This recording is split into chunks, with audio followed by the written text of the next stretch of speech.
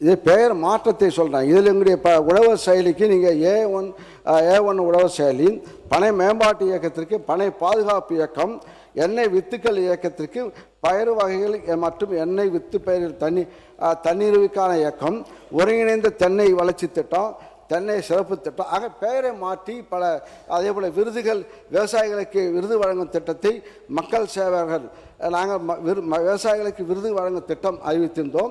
நீங்கள் அந்த திட்டத்திற்கு மக்கள் சேவகர் அஞ்சலை அம்மாள் விருது என்று அறிவித்திருக்கிறீர்கள். நீடித்த நிலையான பருத்தி இயக்கம், அது பருத்தி அதே பண்ணுங்க.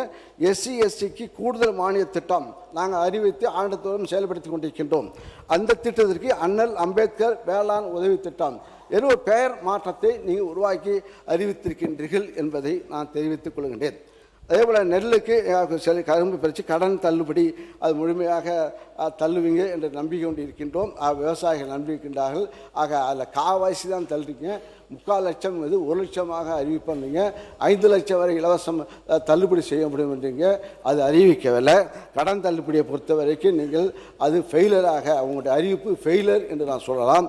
அதே போல் அரிசி விலை உயர்வு, அரிசி விலை நாங்கள் எவ்வளோ நெல்லு விலை உயர்த்தி கொடுத்தாலும் இப்போ நெல் விலை தனியார் நெல் நீங்கள் அறிவித்திருக்கீங்க.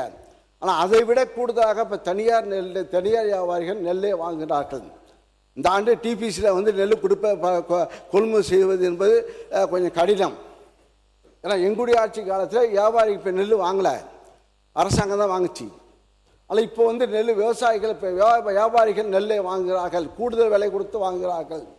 இப்போ நீங்கள் கொடுத்த அறிவிப்பை விட நெல்லுடைய விலை வெளி மார்க்கெட்டில் வெளியே அதிகமாக. மாண்புமிகு அமைச்சர் தலைவர்களே, நம்ம உறுப்பினர் சொன்ன மாதிரி எக்ஸாம்பிள் நம்மளோட பல மாவட்டங்கள் போனோம்னா நெல் கொள்முதல் கடந்த 5 ஆண்டு காலமாக இருக்கிற எல்லா இடங்களில் போனாலும் டிபிசி சென்டர்ஸ் ஓப்பன் பண்ணுறது கட்சிக்காரில் மட்டும்தான். சில இடங்களில் 40 ரூபா 50 ரூபா 60 ரூபா வாங்குறதா நம்ம முதலமைச்சரில் திருவாரூர் போகும்போது பேசியிருந்தார். இந்த 40, 50, 60 அவங்க காலத்தில் மட்டும்தான் இதெல்லாம் உருவாக்கப்பட்டது. எங்கெல்லாம் விவசாயம் இருக்காங்களோ அவங்கள்ட்ட மட்டுமே அங்கே டிபிசி ஓப்பன் பண்ணுறதும் அங்கே இருக்கிற ஃபார்மர்கிட்ட காசு வாங்குறதும் நடைமுறையாக இருக்குது. பல இடங்களில் நம்ம இன்ஸ்பெக்ஷன் போகும்போது கேட்கும்போது சொல்லும்போது விவசாயிகளே டைரெக்டாக கேட்கும்போதும் அவங்க ரெஜிஸ்டர்ஸை வாங்கி எடுத்து அவங்க டைரெக்டாக அவங்கள இன்ஸ்பெக்ஷன் பண்ணும்போது கூட அவங்களே சொன்ன கருத்துக்கள் தான் இது. இன்றைய காலகட்டங்களில் எந்த இடத்துக்கு போனாலும் எல்லா டிபிசி சென்டர்லையுமே அந்த டிபிசி சென்டரில் யார் அலாட் பண்ணியிருக்கோம், அதில் பிசி யார் இருக்காங்க, அதில் ஒர்க் பண்ணுற வாட்ச்மேன் யார் இருக்காங்க, அந்த கலெக்டர் மூலமாக தனிப்படைகள் மூலமாக விசாரணை செய்து எல்லா டிவி சென்டரையுமே தனியாக ஒரு கைட்லைன்ஸாக கொடுத்துருக்கோம். இப்படி தான் ஓப்பன் பண்ணணும், இப்படி தான் கொடுக்கணும். விவசாயிகளுக்கு கூட 17% கீழே நெல் பிடிச்சி வச்சுருந்தா தான், அந்த ஈரப்பதம் இருந்தால் தான் பயன்படுத்த முடியும் அப்படிங்கிறதான் சொல்லி கொடுத்து, இதுக்கு முன்னாடி ஆட்சி காலங்களெல்லாம் அவசர அவசரமாக போய் அதில் இன்ஃப்ளூயன்ஸ் மூலமாக சொல்லி பல கிட்டத்தட்ட 7 லட்சம் மெட்ரிக் மேலே ரொம்ப ஈரப்பதம் அதிகமான நெல்லை பிடிச்சி வச்சு பல டெல்டா மாவட்டங்களில் இன்றைக்கும் அந்த அரிசியெல்லாம் தான் அதை நம்ம ஹல்லிங் பண்ணும்போது அது அரிசி ஆளுங்க அனுப்பும்போது இன்றைக்கி கருப்பரிசி நிறையா வருது.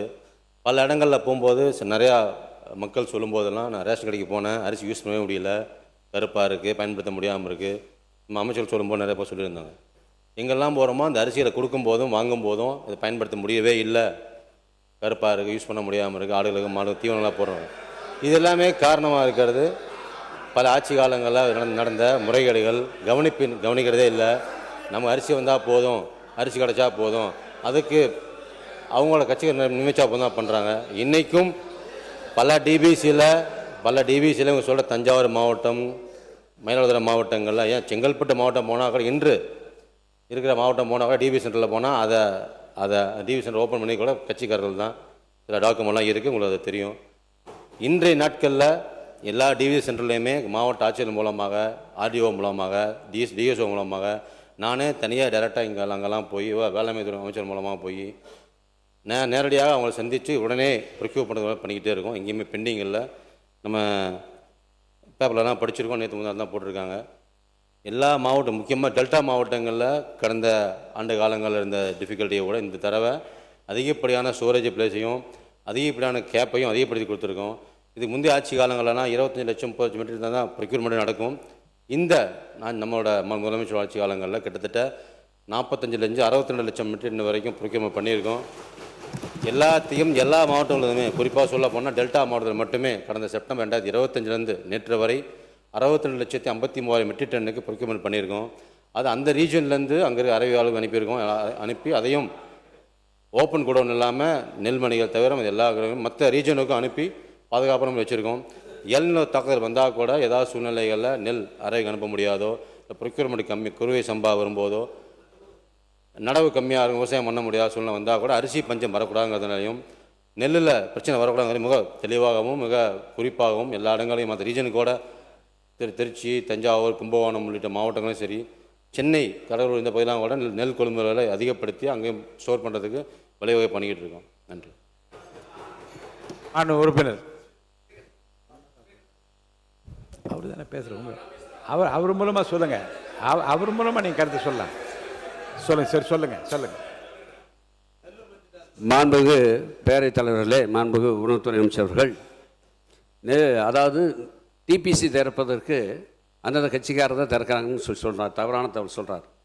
கடந்த ஆட்சியில் ஒரு நெல் நேரடி கொள்முதல் திறக்கணும்னா மாவட்ட ஆட்சி தலைமையில் ஒரு குழு, மாவட்ட ஆட்சித்தலைவர், மாவட்ட ஆட்சித்தலைவருடைய நேர்முக உதவியாளர் விவசாயம், கூட்டுறவு சங்கத்துடைய இணைப்பதிவாளர், வேளாண்மை இணை இயக்குனர், 2 விவசாய சங்க பிரதிநிதி, எங்கள் சிவில் சப்ளையுடைய ஆர்எம், எஸ்ஆர்எம் 7 பேர் கொண்ட குழு அமைக்கப்பட்டு மக்கள் பிரதிநிதிகள், விவசாயிகள் எங்கெங்கே நேரடி கொள்முதல் செய்ய வேண்டும், நான் பேசுகிறேன், அப்போ நீங்கள் பேசு, கொள்முதல் செய்ய நெல் கொள்முதல் அமைக்க வேண்டும் என்று கோரிக்கை வைக்கிறார்களோ, விவசாய குறைதீர்க்கும் கூட்டத்தில் கேட்குறாங்களோ, அங்கெங்கெல்லாம் நேரடி கொள்முதல் நிலையம் திறந்தோம். அது 2024-25 4000 இடங்களில் நேரடி கொள்முதல் நிலையம் திறந்தது திராவிட முன்னேற்ற கழக ஆட்சியில் தான். 1972 சிவில் சப்ளை ஆரம்பிக்கப்பட்ட காலத்திலிருந்து 4000 இடத்துல நேரடி கொள்முதல் திறக்கப்பட்டது 2024-25. இப்போ அமைச்சர் சொன்னார், அரிசி இப்படி கருப்பு இருக்குது.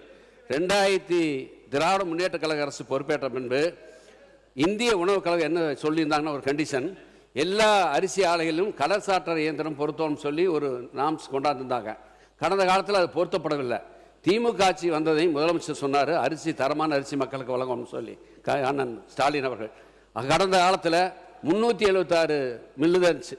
ஆனால் நாங்கள் வந்தவரை 623 அரிசி ஆலைகளை உயர்த்தி எல்லா ஆலையிலும் கலர் சாட்டர் இயந்திரம் 30 லட்சம் ரூபா 50 லட்சம் ரூபா பெருமான அந்த இயந்திரங்களை பொருத்தி பழுப்பு கருப்பு இல்லாத அரிசியை கடந்த மே மாதம் வரை மக்களுக்கு வழங்கினோம். எந்த தமிழ்நாட்டில் இருக்கின்ற 38,000 நியாய விலை கடையிலும் எங்கேயுமே அரிசி மக்கள் குறைவாக, அதாவது தரமான அரிசி இல்லை என்று எங்கேயுமே புகார் வரல. மக்கள் மகிழும் வண்ணம் தான் நாங்கள் அரிசியை வழங்கினோம் என்பதை மாண்புமிகு பேரவைத் தலைவர் வாயிலாக நான் தெரிவிக்க விரும்புகிறேன்.